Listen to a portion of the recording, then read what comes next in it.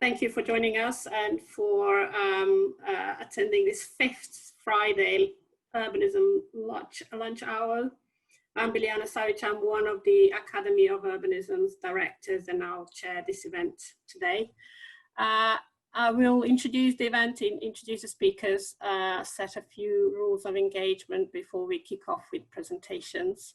And just to say, I have Rachel and Olga from the Academy team who will be helping me with the call. And if you have any technical issues, do let either Rachel or Olga know in the chat sidebar. You can send a message to them directly. So Olga, can we go to the next slide? Let's just set a few rules. We are recording this event. So if you do not want your face shown or your voice heard, just keep your camera and microphone off. I mean, you are muted automatically when you join the room, but later on when we start Q&A, you'll have an opportunity to speak, to ask a question yourself if you want to. As with previous events, we are very much encouraging you to interact with us, to post your questions and comments, and as before, use the chat function for that. And also, we are asking you if to add your full name and where you are, your location, because it just simply, it's good to see, you know, how international the group is, and it makes for more interesting interactions. But if you want to stay anonymous, that's also fine. And as we go through, you're also very welcome to like, tweet or post on social media using this hashtag Urbanism Lunch Hour. Okay, so just briefly about, you know, what these events are about if you attending today for the first time.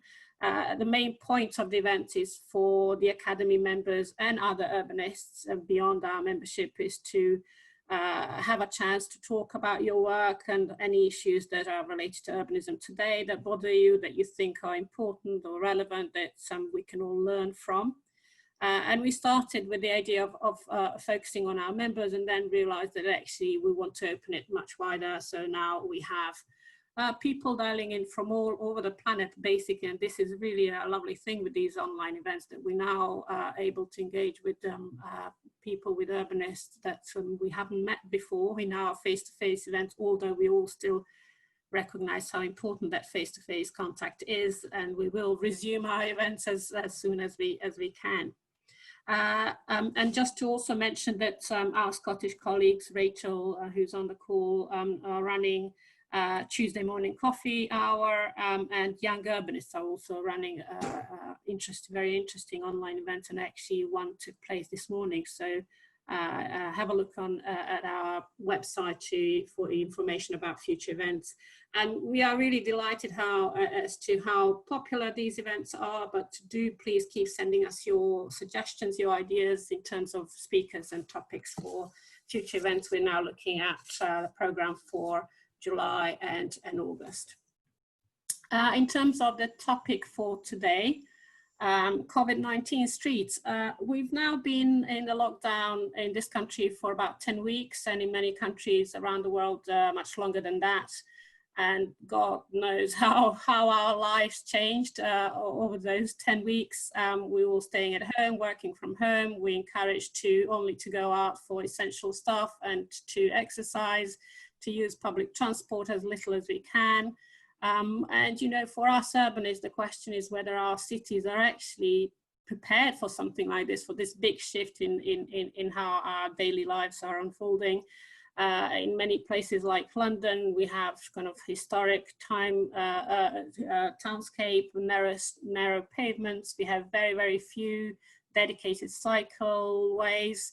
So, you know, cities around the world, one by one, are slowly waking up to this new reality. And some of them actually started addressing this issue about how do we respond to these new requirements for social or for physical distancing and for greater demand for cycleways, and started implementing these programs for temporary COVID-19 street measures.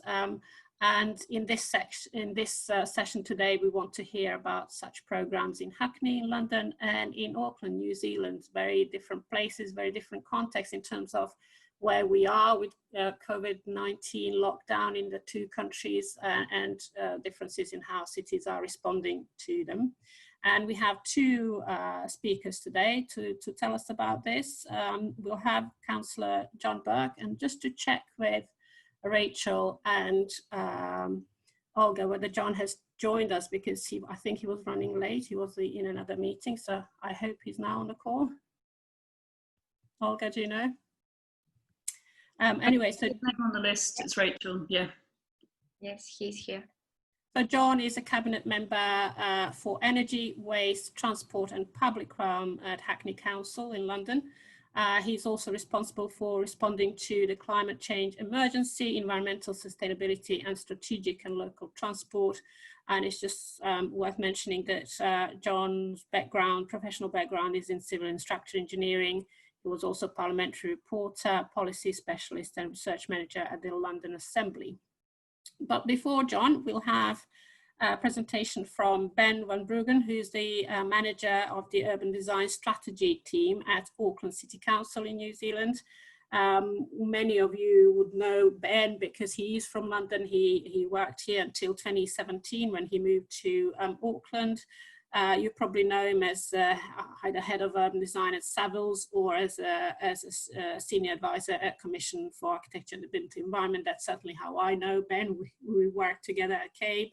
And now at Auckland Council, his role is to inspire, enable and celebrate great design outcomes for Auckland. So a great introduction for that. So sit back, enjoy. We'll start the presentations now, and we'll have Q&As after each presentation when you will have a chance to ask questions. But as we go through the presentation, please do put your comments and your questions in the sidebar. Thank you very much. Ben.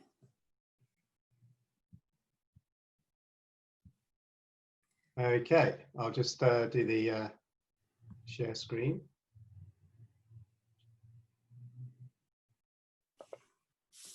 Right. Give me a thumbs up if you can see that, Biljana. Yeah. Great. Fine. Okay, good. We're there. All right. Kia ora. E ngā mana, e ngā reo, e ngā matawaka o te motu, tēnā koutou, tēnā koutou, tēnā koutou katoa, ko Ben Van Bruggen toko ingoa. That's my Te Reo introduction. Te Reo is one of the official languages of New Zealand, and we're all very much encouraged to learn a little bit. So really, that was my greetings to you all, and just thanks for allowing me to do this. It's actually Saturday for me, so it's actually 9 minutes past midnight on Saturday. So I've got my cocoa. Yeah, we've actually had a week of no new cases of COVID-19 here in New Zealand, and we actually only have one person who is actively is an active case with it. And so we've gone through. We have alert levels from 4 down to 1, and we're now in level 2. And it's been fascinating to kind of live through this here, where people have really trusted the government and trusted the political leaders. There's a very high rating for Jacinda Ardern, our Prime Minister. And so I think that's been quite a significant element in what we're doing. But we're still looking at the recovery, and also to some extent it's allowed us to get back to normal, but that also means that we still have the same challenges we had before COVID of pollution, congestion, obesity, and sprawl and other things that we're dealing with. I just wanted to quickly start with some of you may have seen a presentation from George Weeks this morning. Let me see. So this is now there we go. And hopefully it's not the same, because George and I didn't coordinate. George is in the team with me, but we didn't actually coordinate on this. So hopefully it won't be too repetitive. But New Zealand is bigger than you think. It's made up mainly of these 2 islands. and it has a population of just reached 5 million people. And although it seems like it's a large country for just 5 million, it's actually highly urbanized. And according to the UN, it's 86% urbanized. And that's largely because 50% of the population live above that line. And of the 10 fastest growing settlements in New Zealand, 9 are above that line, with the rest of the population spread out across the south of the North Island and the South Island. We actually even refer to the Western Isle, which you may know as Australia. Like any self-respecting Victorian city, Auckland, or as it's known, its Māori name of Tamaki Makaurau, which means the place desired by many, it built an extensive trans system. And I think it was the first coast-to-coast trans system. And in the 40s and 50s, it had the highest public transport ridership, one of the highest public transport riderships in the world, with a population of Auckland at about 250,000 taking more than 1.2 million public transport trips, more than 120 million public transport trips a year. But then it also embraced the car, and when many cities stopped building their ring roads, Auckland managed to complete it and really took on the idea of the motorway and the car to such an extent that now there are more cars per capita in New Zealand than anywhere else in the world apart from Lebanon. We have more than 4 million cars for the 5 million population. There was a point at the end of March where Auckland had the best cycle and walking infrastructure in the world. And that's because we entered code alert level 4, which meant the lockdown, and everybody was staying at home, not driving at all. And it was only going out for walks. Although we didn't have a restriction on the timings, we were allowed to go out and exercise. And so the streets were just completely empty. And in Auckland, this is a typical street where there would have been trams running up and down the middle. They're quite wide, generally could be 4 lanes of cars, but including parking as well. And so we ended up with 6 weeks of having no road deaths, and that hasn't happened for the best part of a decade. What also happened is that our minister, who is the Associate Minister for Transport and the Women's Minister, announced a Innovating Streets fund, and reportedly it's the first government to give tactical urbanism a political policy and make it part of government's policy. This process was in train before COVID, but it was accelerated. And really what it is using kind of Mike Lydon's definition of what tactical urbanism is. It is about these temporary or interim measures that lead to some form of permanence that is there to improve the streetscape for walking and cycling and for people-friendly places. And Auckland had already started, and some other places in New Zealand, to look at these tactical urbanism to reshape roads and narrow down, put roads on road diets. But this was accelerated under the alert level 4. And the fund, the original fund, was for innovation, and it was about $7 million, £3.5 million, and is now up to about £50 million. And is being implemented really quickly. So money's being given out and projects on the ground really literally within days. In some instances, it's not worked so well.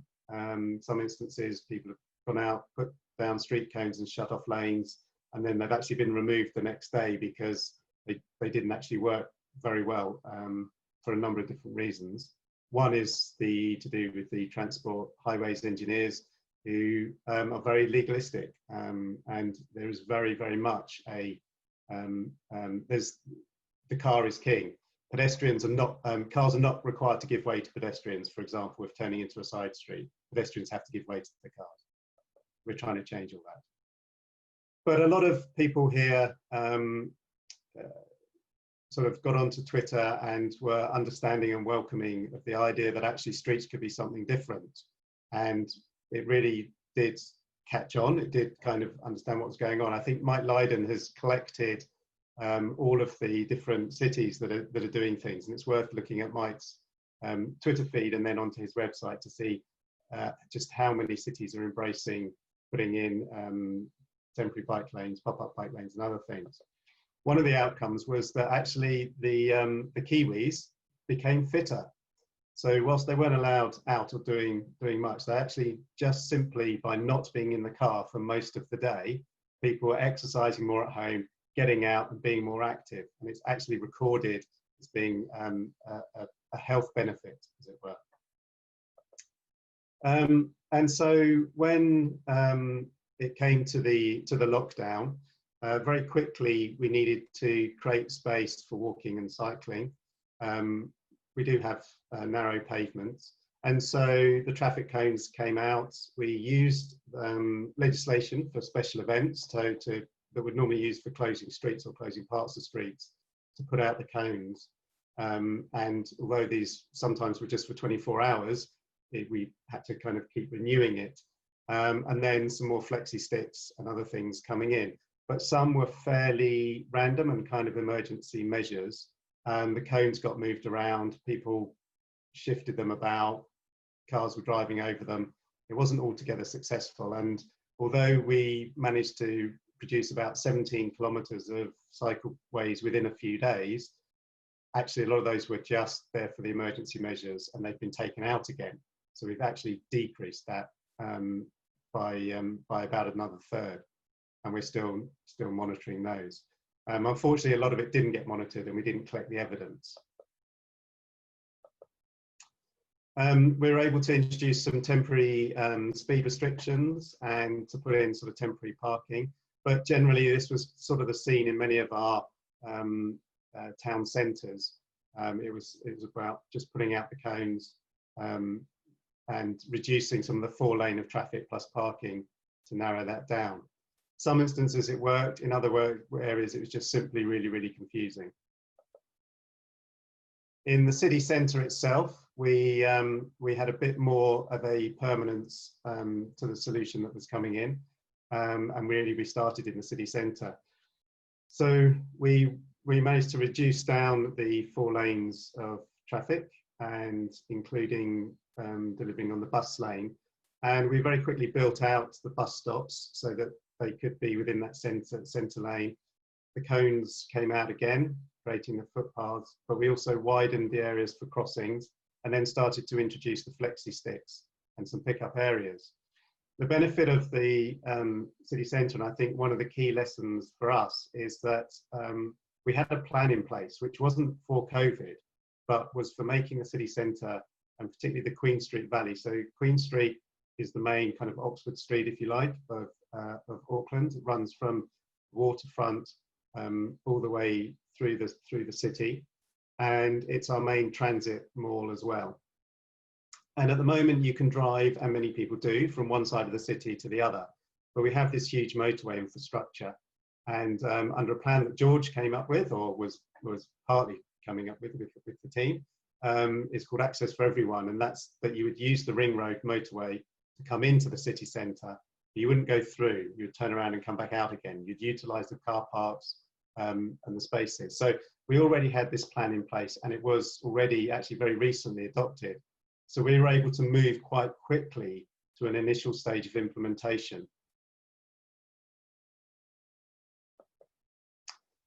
And then, so we then started to look at how we would create movement zones and space for pedestrians to cross, and building out the footpaths. So we also needed to create loading zones. It's just weird that cars can drive up and down Green Street, and really, you know, the shops there don't require any loading. They're not, you know, they're not white goods or anything like that. But the businesses were absolutely adamant that we needed something there. So with the transport introduced a waiting time of between 5 and 15 minutes. And so we put these signs out and we created these bays. And then the next step was to use some of the zones through this pavement. So we have a movement zone, which was intended to be walking, you know, kind of a keep left sort of thing, walking up on one side, down on the other. it really doesn't work. People will walk wherever they want to. And so we've got a bigger zone which is for walking, but is also waiting to cross the road, and then built out into was bus lane and car parking into the roadway, narrowing that down, but allowing crossing and the footpaths to come in. And so where we are now is kind of a mix. I guess it's an interim or a temporary measure, but we've built out the curb lines and put in the flexi sticks, and in order to just mark out those corners and those edges and where the crossings are. What we found is people are actually really quite reluctant to step off the curb and use the roadway, even though it's been expanded, and it's taken a bit of time for people to get used to the idea. In the picture on the right, you can see where the bus stand is being built out into the road rather than it pulling in. And this is a plan for us for the transit mall as part of the kind of more final solution for the access for everyone and for the master plan for the city centre. Auckland's also done quite a lot to experiment with the tactical urbanism, and we have something called a place kit. These red boxes can be used as planters, turned over as seats, put on their end as bits of sculpture, and they can be deployed very quickly, and they're used in this instance to put scooter parking across one of the access routes. So this is one of the routes that we wanted to close off, not have any cars on this shared zone, but due to access rules and regulations, we actually can't close off many of these streets for cars at the moment, and we're trying to change that. And this place kit has been used very successfully in other areas. So this is one of the other high street where there's a very big curve which was allowing fast moving cars and a very wide street to cross. So by deploying these place kits, we're able to narrow the street down. We use the theme of the dots. It's become a bit of a characteristic. People recognise it as being something that's different, and generally to kind of slow down and realise that people are going to be crossing. It's a kind of way of having an informal crossing space. So we've been using these tactical urbanism projects. Within the city centre, we have something that's a targeted rate for anybody who lives and works in the city centre, which is an additional fee, which gives us roughly $1 million a year in order to implement some of these elements. But it's really come into its own now with the need to close streets off, widen pavements, and tactical urbanism. I think one of the other lessons is as we went from, after 6 weeks, from our highest level, which was level 4, down to level 3, the enforcement for parking, it was advertised as it was ending. So you're not going to be fined if you overstayed your welcome in a car park. But it also meant that illegal parking wasn't being enforced either. So we have some huge areas of car parking left over from proposals where buildings were demolished in the 80s and then were never built, and the financial crash meant that they're still empty and used as car parks. But just one street away, everybody was parking on the shared surfaces, and it was not being enforced.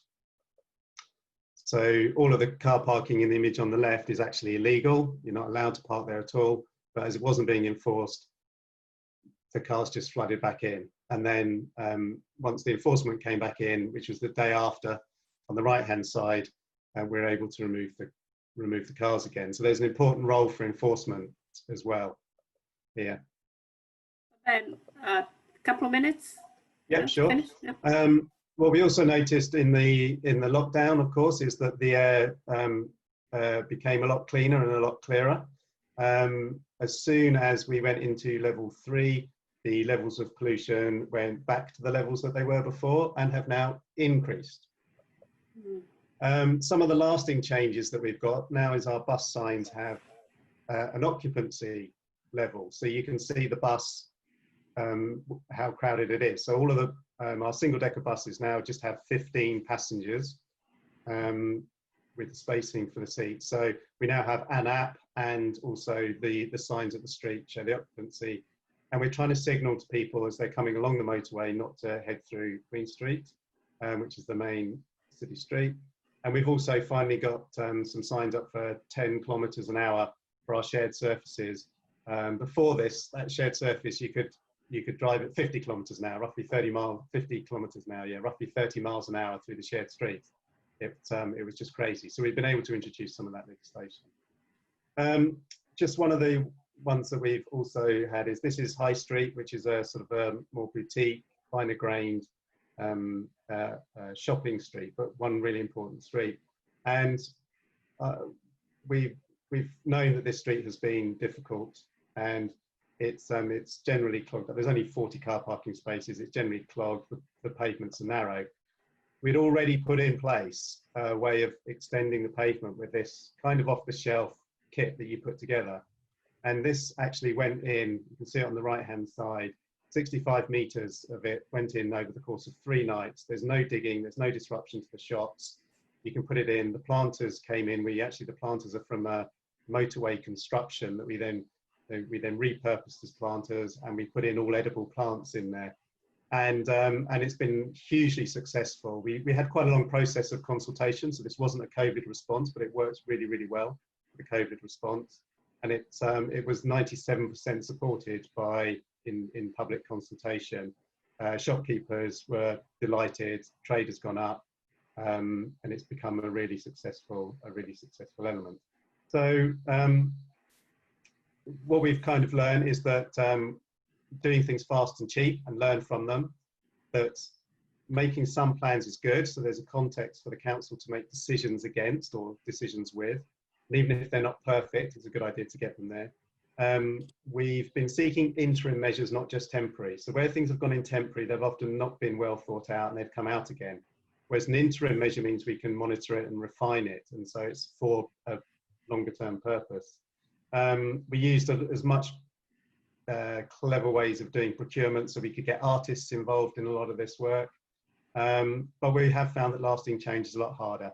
And now we've gone back to really a kind of a normal way, or a pre-COVID way. The increase in cycling has dropped back off again. The car traffic's gone up again. The pollution's gone up again. The road deaths are going to go up again. The congestion's gone up again. And really getting that lasting change and that behaviour change is a really difficult thing to do. And it's kind of weird that actually we weren't in lockdown long enough to establish those behaviour changes. We know that people really want to cycle. We know that they really want to walk, but the infrastructure just isn't there, and people have returned to their ways of being very, very quickly. And so I think some of those lessons are, is we have to make these things last. We have to get them set up quickly, even if they're not perfect.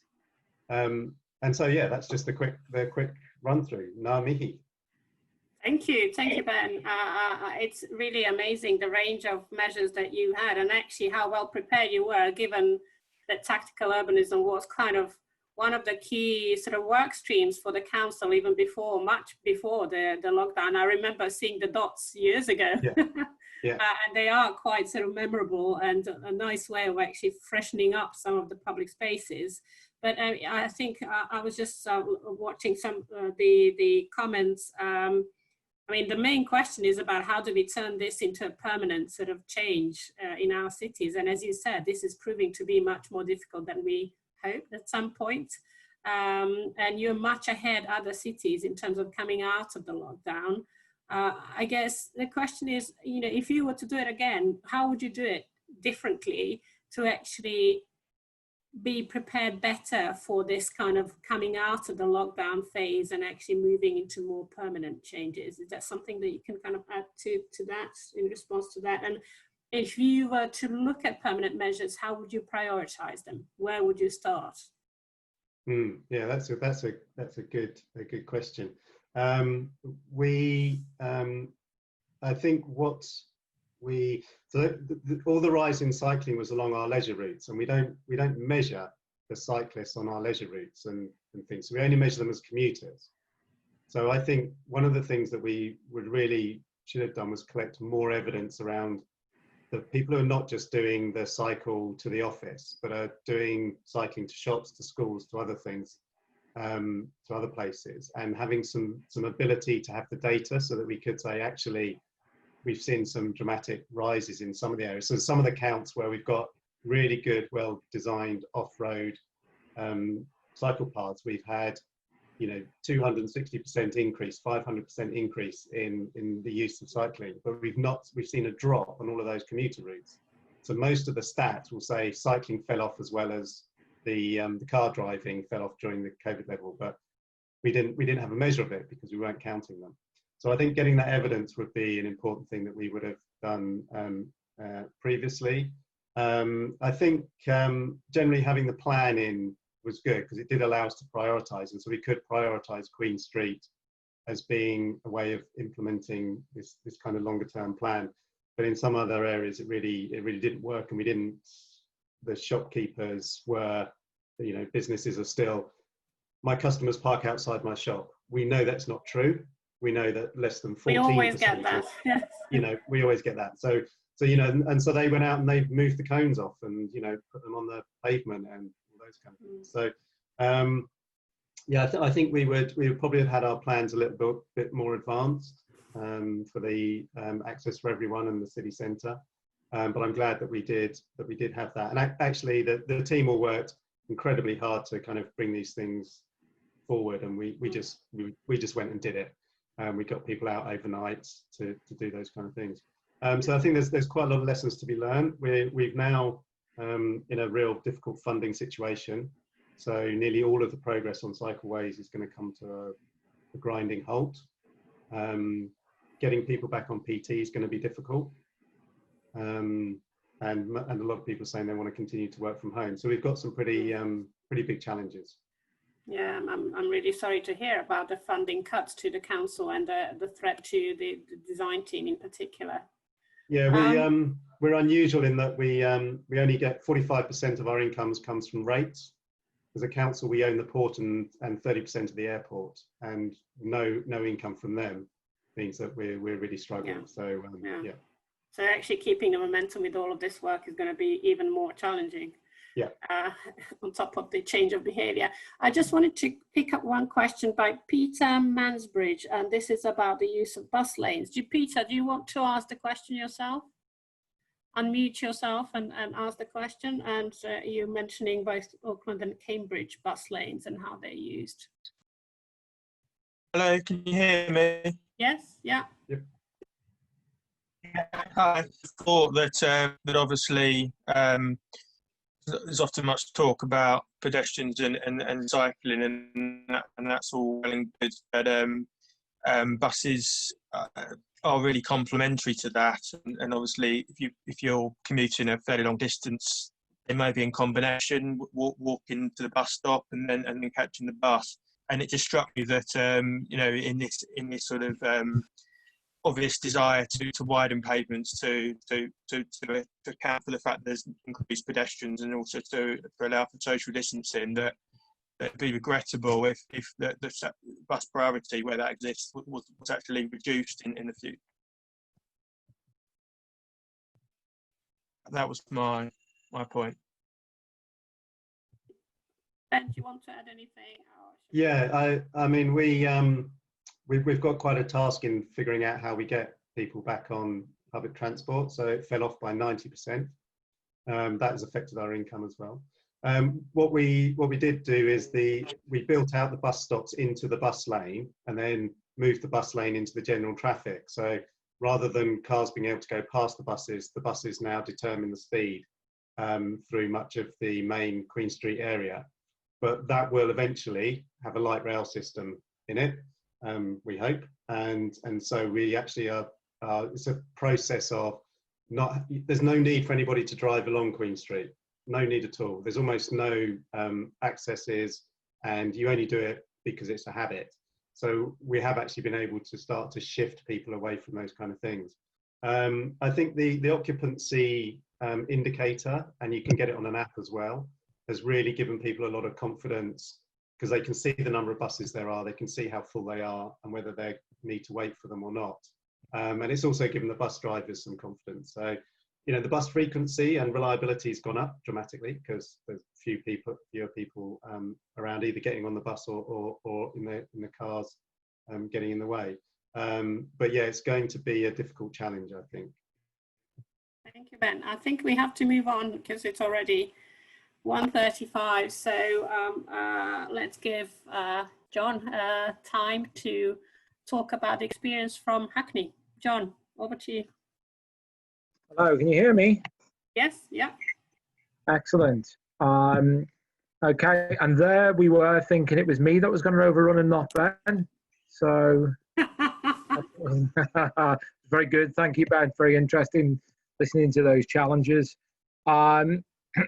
So my name is Jon Burke, and I'm a councillor in the London Borough of Hackney, and I'm also a member of the executive. I'm the cabinet member for energy, waste, transport and public realm.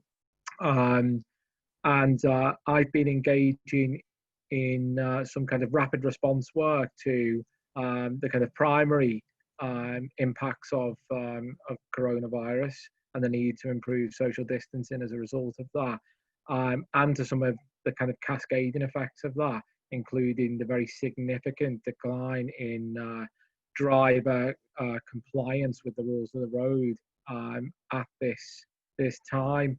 However, this doesn't come off the kind of the back of coronavirus. Everything I'm doing now is essentially accelerating a program that we were already delivering. I took over the transport portfolio in Hackney last July, but we have a long record of supporting active travel in the borough, including the largest number of modal filters in the country, around about 120. And for those people who don't know what a modal filter is, just essentially prevents through traffic or through motor vehicle traffic whilst allowing pedestrians and cyclists to pass through.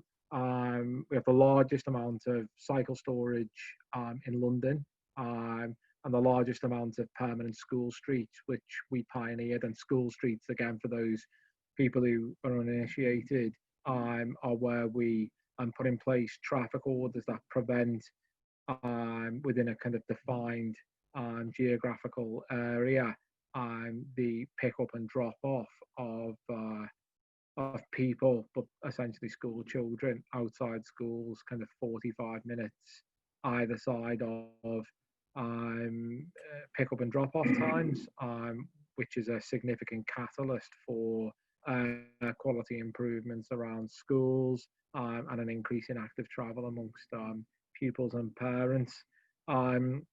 So I effectively kind of started the firing gun in the UK on the issue of emergency traffic measures in response to coronavirus, and that goes back to an article in Road CC towards the end of April. But in actual fact, that work that we began undertaking was not primarily at that stage to address the direct effects of coronavirus, but was a response to the decision, which I kind of publicly denounced, of the Mayor of London to suspend the congestion charge, the low emission zone and the ultra low emission zone. And I immediately went to my offices and began developing a plan for how we could mitigate against some of the air quality and road safety effects of doing so. Hackney is one of 32 London boroughs with a population of close to 300,000 people, around about 285,000 people.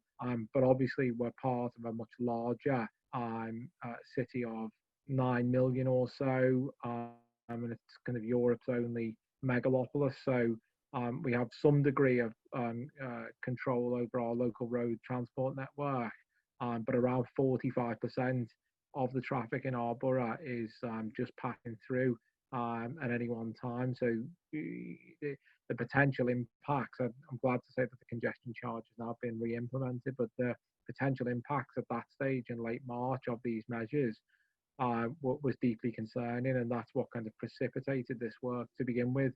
Obviously, over time, we finessed our approach to take account of the need to improve social distancing in congested locations, and this is absolutely necessary now more than ever, but it was necessary prior to the outbreak of coronavirus.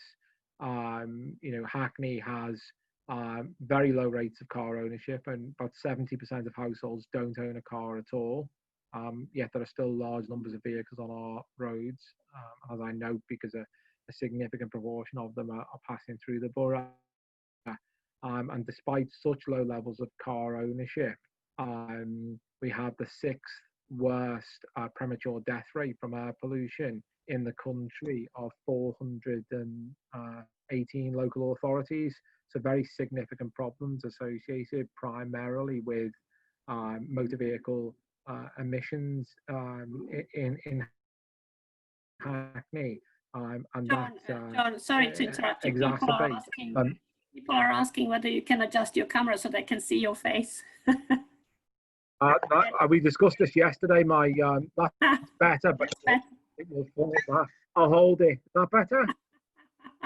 Yeah, now we can see the bottom part of your face. Anyway, if you have problems, that's fine. That's all. Hang on. That's fine. Yeah. I can see myself. That's better. Yes. Yeah. Okay. It's a fake radio anyway. So that the problem of air quality is exacerbating pre-existing health inequalities in a borough where we have the 3rd highest child poverty rate in the country. So it was absolutely incumbent upon us to undertake these measures prior to coronavirus, and it's even more the case that we need to do that now. Now, I'm not sure whether you received the images that I sent through this morning, but it's not necessary to share them with attendees. But that would have just given a sense of the pavement widening measures we want. Sorry? I have them. I can share it with you. There we go. If you want to share them with the other attendees, that would be good. And that just gives you a sense of the modal filtering that we've undertaken as is being shown here. And that was one launched at Barnabas Road at a notorious rattling and speeding spot adjacent to Homerton Station just this morning. There's an image in there also of some of our pavement widening works, which I'm sure you'll see in just a moment. There we go.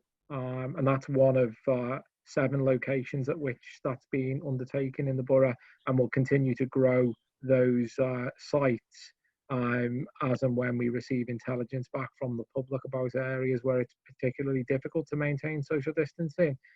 And I think you'll see in the final image some images of Broadway Market, which unfortunately happens to be a location at which there is a market, but the road is also called Broadway Market as well, so it often leads to confusion.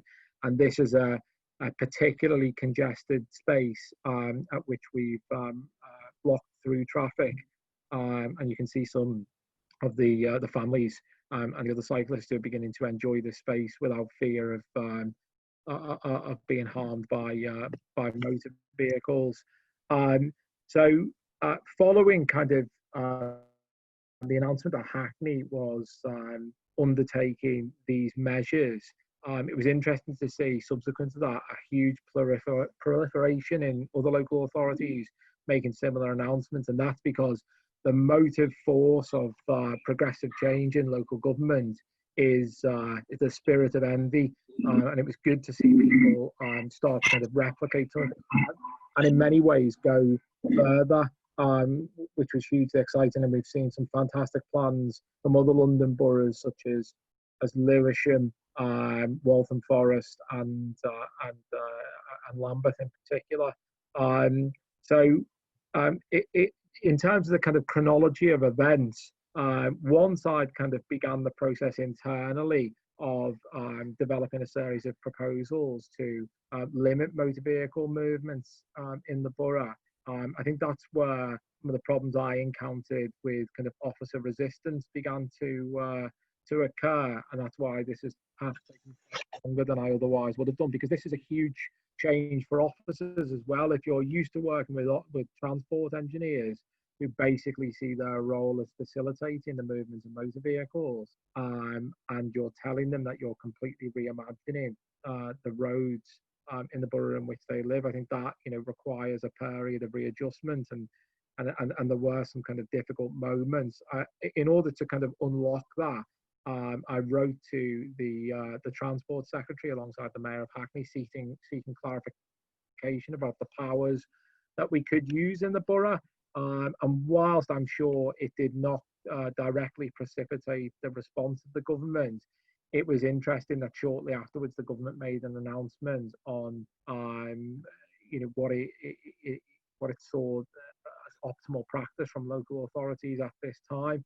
And I think a lot of that direction came from a man called Andrew Gilligan, and probably most of you will not be familiar with him, or certainly not familiar with him for reasons of cycling. But he was the cycling advisor to Boris Johnson when he was mayor of London, and has subsequently gone on to play that role now Boris Johnson is the Prime Minister. And it's clearly very influential, so he was able to bring some influence to the bear and to secure some funding for interim measures, albeit quite a low sum of money, just £100,000 for each London borough. But that was an important exercise in sending a signal to my officers and the senior management here of the local authority of Hackney, that the government had expected us to act in accordance with the request that I was making of officers. So that was incredibly useful. And then subsequent to that, we were quickly able to expedite work to deliver pavement widening at 7 congested locations, to rapidly close the congested area of Broadway Market. Now, that has not eliminated all problems associated with social distancing at that location, because it becomes very busy at the weekends. But clearly, if there's now public carriageway that was previously dominated by vehicles available to the public, to cyclists and pedestrians, then there is more space for them to undertake appropriate social distancing. And then we have also announced or delivered a further modal filtering, which you saw in the image before, at a further 5 locations. So at the Barnabas Road location that you saw previously, Triangle Road, which is adjacent to London Fields, Ufton Road in de Beauvoir, which is actually a low traffic neighbourhood stretching back to the 1970s in Hackney. And yet we've never, until very recently, built upon that legacy effectively. And a couple of other kind of strategic locations where rat running and speeding has been a long-standing issue. John, a couple of minutes maybe, so we can have some time for questions as well. Absolutely. The next steps in the process are to deliver 2 larger schemes within cells, but they're sufficiently large for us not to be able to deliver them under the experimental traffic orders that we're using to deliver the modal filters, and they'll need to go to Cabinet in June. And I also have officers working on an emergency transport plan, the primary focus of which will be to strategically deploy planter-based modal filters for the creation of low traffic neighbourhoods to deliver some additional segregated cycling, although the low traffic neighbourhoods themselves will form the backbone of our approach. A significant expansion of School Street. So our original proposals in the manifesto from 2018 was to have delivered 17 of approximately 50 primary schools by the end of this term. But I anticipate that we'll deliver something close to 30, so considerably on our way to the full coverage. And I'd already changed the internal policy from one in which schools opted in to school streets to one in which schools must provide a material reason for opting out of them. So essentially we'll deliver those everywhere.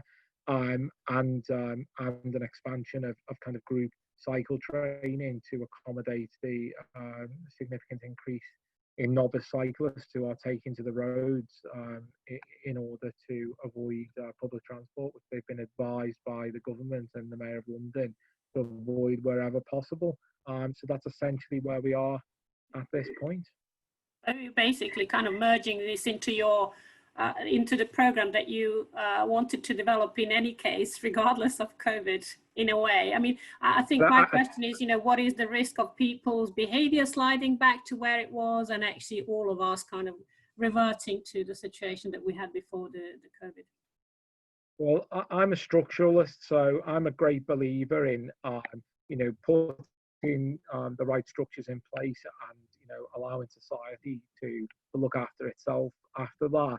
I think any local government or city government politicians or officers who are labouring under the delusion that the public will not slide back into former patterns of behaviour, I think are destined for deep disappointment. I think it's our duty, you know, if we have a strategic goal to improve air quality, to reduce land transport emissions and improve road safety, it's our duty to put in place the infrastructure that's necessary in order to achieve that. You know, obviously Auckland and you know, other cities differ markedly from Hackney, but you know, the basis of our approach, fortunately, given there's so little money around to deliver some of these schemes, are kind of planters as temporary modal filters. And you know, if the public decide in consultation if they quite like them and they are successful on our terms, which is improved road safety, improved air quality, and reduced emissions, then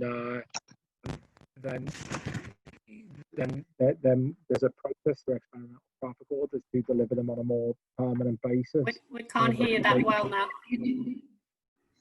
Sorry. There's a mechanism to deliver them through experimental traffic orders on a more permanent basis. The fundamental difference between what we call ETOs, experimental traffic orders, and the way Hackney has historically approached these schemes is that you run consultation concurrently with experimental traffic orders, whereas Hackney used to conduct kind of full public consultations on even the most minor modal filters in advance of the implementation of the scheme. And the problem with that is that the, you know, a vocal minority of opponents to schemes then make it seem as if the sky is going to fall in if you implement something. The best possible test that we can apply to the success of these schemes is to implement them on a temporary basis, to have the public see how they work, to go to the public and consult with them, but also to kind of test their efficacy in terms of the overriding duties we have to improve air quality, reduce land transport emissions, and improve road safety for our residents. Yeah, it was interesting you mentioned the initial reaction of people to the mini Holland schemes in Waltham Forest when we had a chat yesterday. How that negativity actually when the scheme was implemented, turned into a very positive reaction. Well, yeah, I mean, very briefly, my opposite number in Waltham Forest is a bit of a kind of superstar of active travel, is a guy called Councillor Clyde Lokes.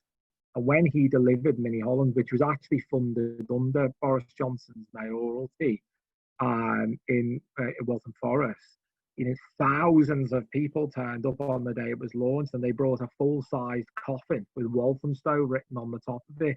You know, the imagery kind of won't be lost on people. They were claiming that the town centre was going to be killed, and you know, as we know, quite the opposite has happened, and small businesses within the Mini Holland area have begun to absolutely thrive, because Clyde has created a place where people want to walk and want to cycle. And you know, low traffic neighbourhoods deliver all of those things, including improved play and neighbouring between people as well. And when they recently polled a large segment of the local population, they found that just 3% of people would want to return to the situation as it was before. You know, so it does require, you know, there are probably a lot of officers in the room now, and whilst I've kind of noted the circumspection that is kind of, I think, natural to a lot of officers in dealing with new ideas, and that's no bad thing necessarily. They're there to be a check on the exuberance of people like me. Officers also need to feel that they're being led by people who, you know, won't throw them under a bus at the first opportunity, are in this for the long haul, are committed to that vision, and have the confidence that, you know, if and when public protests or kind of minority protests percolate through a scheme, they will front that. And there's never been an instance in which I've not been at the absolute forefront of the schemes that we're delivering. I think you have to show political leadership to give your officers the confidence to do things that are pretty radical. Yes, thank you, John. I mean, I think unfortunately we only have time for perhaps one more question, and I'll take the liberty of asking that question because I'm just following all the questions on the sidebar. I mean, you've seen Ben's presentation, you've heard what the experience is there. What's your reflection on their experience? Is there anything that you would do in Hackney differently now that you've seen kind of how things went in Auckland? And I guess you're watching other cities around the world, what they're doing. Yeah, I'd not take away the measures that have been implemented. I think there's an old Russian proverb that goes something like, "There's nothing so durable as an interim solution," and I think that the use of things like experimental traffic orders are really helpful in that they give the public reassurance that if ultimately something does go wrong with a scheme and it doesn't work, that we haven't kind of dug ourselves in as a local authority and feel that we need to commit to delivering that irrespective of the outcome. But equally, an experimental traffic order can last for a year and a half. So that's the amount of time necessary really to kind of, I think, convince the public of the lasting efficacy of these measures. So I think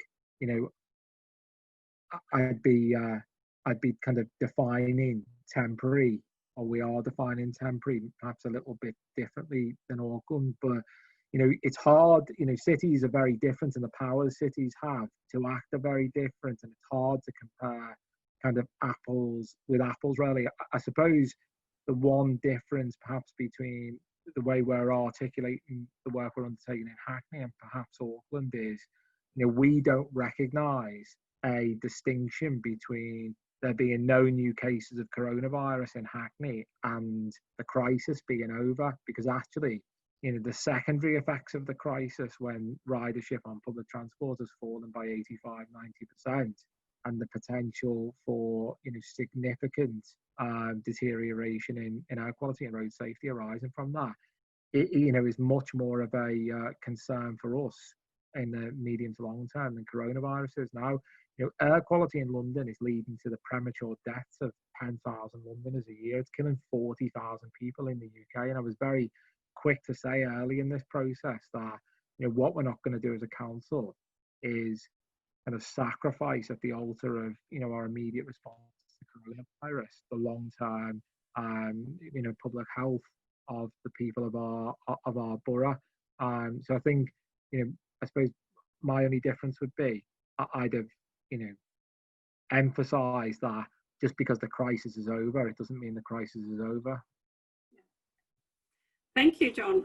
Fascinating sort of stories from two places that are different in a way, but also very similar, and we have a lot to learn from each other. We will continue these conversations about COVID-19 streets on 12th of June, and it would be great if both you, Ben, and John can join us for that as well. I mean, we'll have Mike Lydon, who was mentioned earlier by Ben. John Lydon would be quite good, though.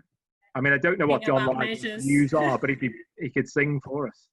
Yeah, and we'll have Tim Stoner, one of our directors, who's talking about what Space Syntax are doing related to COVID-19 streets. So I'd like to thank you both for your contribution. A clap from me and from everyone, I'm sure.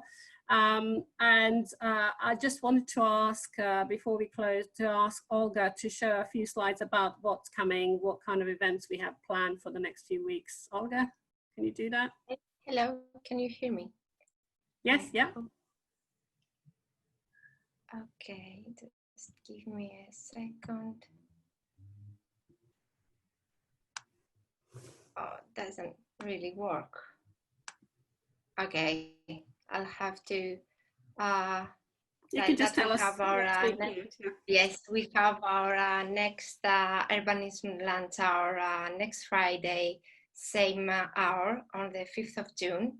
And we will have a discussion about cultural cities and how they learn from the current situation and what is their experience that they will take out of this and how they have adapted.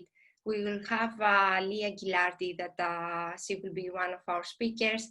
And the second speaker is from Bilbao City Council, Cllr Jon. I hope I pronounced his name correctly. He's also one of our participants today. And we look forward to seeing you next week.